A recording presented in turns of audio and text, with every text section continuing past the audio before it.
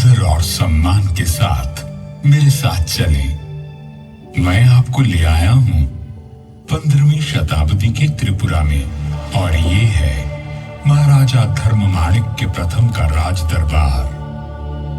महाराज ने आज एक खास वजह से अपने चेनतई दुर्लभेंद्र को बुलवाया है। ब्राह्मण श्रेष्ठ, आप केवल शास्त्रों के ही ज्ञाता नहीं, आपको हमारे राजवंश का संपूर्ण इतिहास भी कंठस्थ है। मेरी इच्छा है कि आप सरल भाषा में वो कथा हमें सुनाएं और हमारे राजकवि बाणेश्वर और शुक्रेश्वर उसे ग्रंथ का स्वरूप दें। हे धर्मावतार, आपकी ये इच्छा श्रेयस्कर है, इसलिए मैं इसे अवश्य पूरी करूंगा। त्रिपुरा पर शासन करने वाले चंद्रवंश का इतिहास इतना ओजस्वी है कि उसे बार बार कहा और सुना जाना चाहिए। प्राचीन काल में चंद्रवंशी सम्राट ययाति के 5 पुत्र हुए, पुरु, यदु, तरवसु, अनु और द्रुयु। सभी ने अलग अलग दिशा में जाकर अपने राजवंशों की स्थापना की। द्रुयु दक्षिण पूर्व दिशा की ओर गए और कपिल मुनि के आशीर्वाद से सागर द्वीप में अपना राज्य स्थापित किया। कपिल मुनि ने आशीर्वाद देते हुए कहा था, त्रिवेग नागरिम शुभम। महाराज द्रुयु के 27वें वंशज पूर्व दिशा की ओर गए, जहां उन्होंने किरातों को परास्त किया। वहीं ब्रह्मपुत्र और कपिला नदी के संगम पर एक नया नगर बसाया गया, जिसका नाम त्रिवेग था। त्रिपुरा केवल एक शब्द नहीं, कृपा है शिव और शक्ति की। पीठमाला तंत्र में स्वयं महादेव ने ये घोषणा की है कि धरती पर जहां भी माता सती के अंग गिरे, वहीं शक्तिपीठ की स्थापना हुई। उसी ग्रंथ में संकलित एक श्लोक में कहा गया है, त्रिपुरा में देवी का दाहिना पैर गिरा। पूजनीय देवी को त्रिपुरा सुंदरी कहा जाता है और यहाँ स्थापित शिव का नाम त्रिपुरेश भैरव हुआ। और इस तरह शुरुआत हुई एक कीर्तिवान राजवंश की, जिसने करीब 3000 साल तक आर्यवर्त के इस महान भाग पर शासन किया। महाभारत, पुराण और अनगिनत शास्त्रों में त्रिपुरा का उल्लेख मिल जाता है। इसके अलावा कई प्राचीन पुरालेखों के साथ साथ साहित्यिक ग्रंथों में भी त्रिपुरा का वर्णन किया गया है। मुगल इतिहासकार अबुल फजल आईने अकबरी में लिखते हैं, भाटी प्रांत के पास एक आजाद राज्य है, इसे त्रिपुरा कहते हैं। इसके राजा का नाम विजय माणिक्य है। इस राजा के पास 2 लाख पैदल सेना और 1000 हाथी हैं। त्रिपुरा के इतिहास से तो आप परिचित हो गए, अब इस कथा के सूत्रधार से भी मिल लीजिए। शुभ्र कांति, उज्जवल मुख, उन्नत गुंबद, राजसी छप, सारा विश्व मुझे सम्मान से उज्जयंत महल कहकर पुकारता है। मेरा नामकरण किसने किया, यह रहस्य इतिहास में कहीं खो गया है, परंतु मेरी नींव में मिले ताम्र पत्र पर लिखे संस्कृत श्लोक में मेरा नाम मिल जाता है। त्रिपुरा राज्य के शाही प्रतीक पर उकेरा गया संस्कृत वाक्यांश यहाँ के वीरों का उद्घोष भी है और प्रेरणा भी। किल विदुर वीरता सार में कम। वीरता से अधिक आवश्यक और कुछ भी नहीं। ऐसे महान आदर्श वाले वीरों की भूमि पर शिव और शक्ति परोक्ष रूप में बसते हैं, तो धर्म यहाँ के नरेशन के रूप में प्रत्यक्ष अवतार लेता रहा। यहाँ 184 शूरवीर धर्मावतार राजाओं ने राज किया। वे संघर्ष के लिए सदा प्रस्तुत रहे और बलिदान के लिए सदैव तत्पर। त्रिपुरा के प्रथम नरेश से लेकर अंतिम शासक ने अपना सर्वस्व देकर इस परंपरा का निर्वाह किया।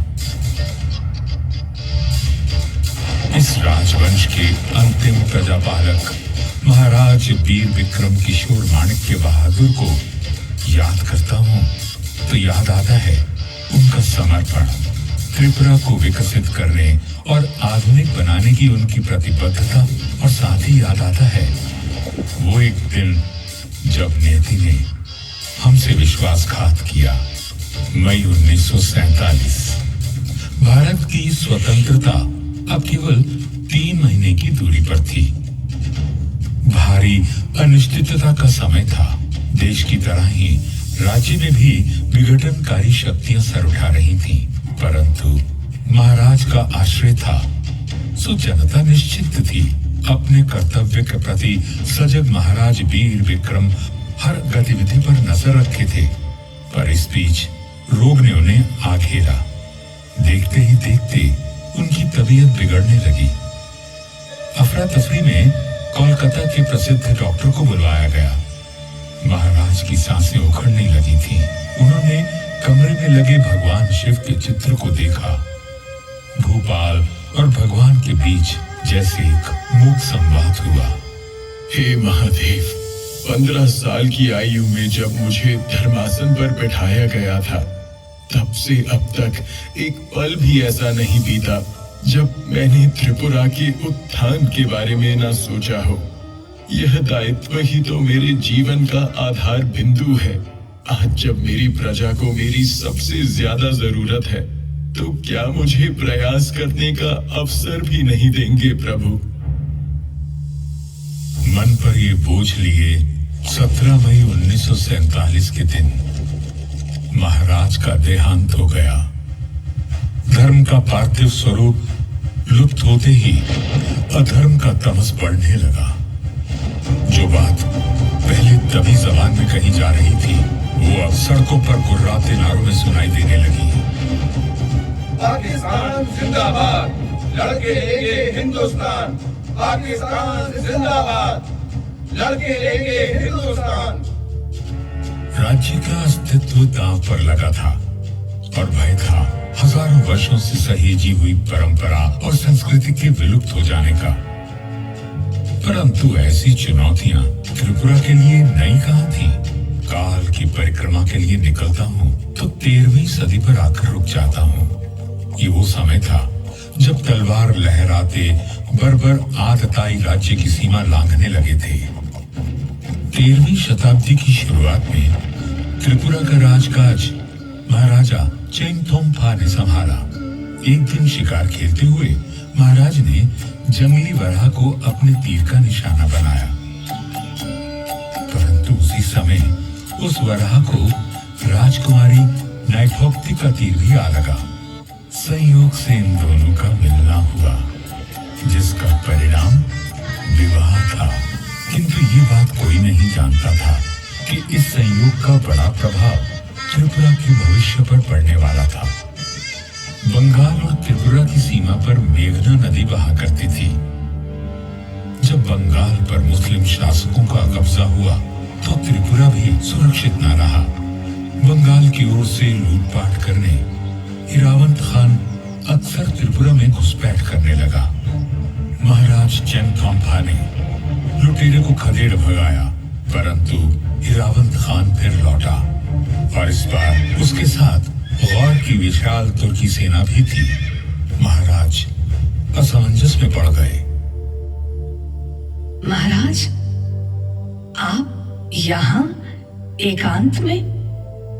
बाहर सभी सेनाध्यक्ष आपकी राह देख रहे हैं। सेना अध्यक्षों से मिलकर कहूंगा क्या महारानी? हिरावंत खान की सेना से टक्कर लेना आत्मघात है। समर्पण से तो मृत्यु उत्तम है। आप समझ नहीं रही हैं महारानी। सुबह से मेरी आंख फड़क रही है। ये शुभ संकेत नहीं है। धर्मावतार, जब शत्रु द्वार तक आ पहुंचे तो वीर पुरुष की भुजाएं फड़कती हैं। यदि आपको अनिश्चय ने स्तब्ध कर दिया है तो हिरावंत खान का मुकाबला मैं करूंगी। और महारानी ने ऐसा ही किया। विकराल गज पर सवार महारानी नैथोक्ति क्रुद्ध माता त्रिपुरा सुंदरी का रूप लग रही थी। उनका हाथी ऐसे गरजता था मानो इंद्र के ऐरावत को चुनौती दे रहा हो। महारानी की चीत्कार ने त्रिपुरा की सेना को और अधिक प्रोत्साहित किया और अपने पराक्रम से त्रिपुरा के वीरों ने अपने राज्य की रक्षा की। 1240 में हुए इस युद्ध में त्रिपुरा की जीत हुई और महारानी त्रिपुरा सुंदरी के नाम से प्रख्यात हुई। परंतु यह समर आने वाले विकट समय की चेतावनी बनकर आया था। 15वीं सदी के अंत में महाराज धन्य माणिक्य का उदय हुआ, जो उतना ही नाटकीय था जितना चंद्रगुप्त मौर्य द्वारा राज्य प्राप्त करना। षड्यंत्रकारी सभासदों और सेनापतियों का वध कर उन्होंने अपना अधिकार पाया। महाराज धन्य माणिक्य का सामना बार बार बंगाल के सुल्तान हुसैन शाह से हुआ। अपनी सामरिक सूझबूझ और छापामार युद्ध पद्धति के चलते वे हमेशा हुसैन शाह पर भारी पड़े और उन्होंने बंगाल का काफी हिस्सा भी अपने अधीन कर लिया। एक युद्ध में तो इनके सैनिक हुसैन शाह की एक तोप को भी उठाकर अपने साथ त्रिपुरा ले आए। पराक्रम के साथ साथ महाराज धन्य माणिक्य में रचनात्मक ऊर्जा भी कूट कूट कर भरी थी। उनके राज में सीमाओं के विस्तार के साथ साथ कला का भी प्रसार हुआ। उनके द्वारा बनवाए गए चतुर्दश देवता मंदिर, माँ त्रिपुरा सुंदरी मंदिर और भैरव मंदिर इस बात को सिद्ध करते हैं। समय तेजी से बदला, मुगलों का पतन हुआ और अब सत्ता अंग्रेजों के हाथ में चली गई। इस परिवर्तन के बाद भी माणिक्य अपना कर्तव्य निभाते रहे। 1838 में महाराज कृष्ण किशोर माणिक्य ने वर्तमान अगरतला की नींव रखी। फिर आगमन हुआ उस राजपुरुष का जो त्रिपुरा में आधुनिकता की लहर लाने वाला भगीरथ बना। 1862 में महाराजा वीरचंद्र माणिक्य ने सत्ता संभाली। महाराजा वीरचंद्र की फोटो कला इतनी व्यापक रूप से लोकप्रिय हुई कि अमेरिका की फोटोग्राफिक पत्रिका प्रैक्टिकल फोटोग्राफर ने अपने एक अंक में महाराजा की सचित्र जीवनी प्रकाशित की। महाराज नए नए प्रयोग करने के लिए विख्यात थे। उन्होंने अपने ही कैमरे से खुद अपनी और महारानी की तस्वीरें ली। ये इतिहास की पहली सेल्फी थी। अपनी जीवन संगनी महारानी भानुमती देवी की अकस्मात मृत्यु से संतापित महाराज को शोक सागर से उबारा एक युवा कवि द्वारा रचित कविता भग्नो हृदय ने उस प्रतिभावान परंतु अनजान कवि का नाम था रविंद्रनाथ टैगोर। इस घटना के बाद से त्रिपुरा के राज परिवार और टैगोर में एक अटूट संबंध बन गया। टैगोर ने महाराज की सहायता से त्रिपुरा के इतिहास का अध्ययन किया और उसे अपनी अमर कृतियों राजऋषि, विसर्जन और मुकुट में स्थान दिया। त्रिपुरा के राज परिवार ने भी शांति निकेतन और अन्य सुधार कार्यों में टैगोर को आर्थिक और नैतिक समर्थन देकर अपनी मित्रता निभाई।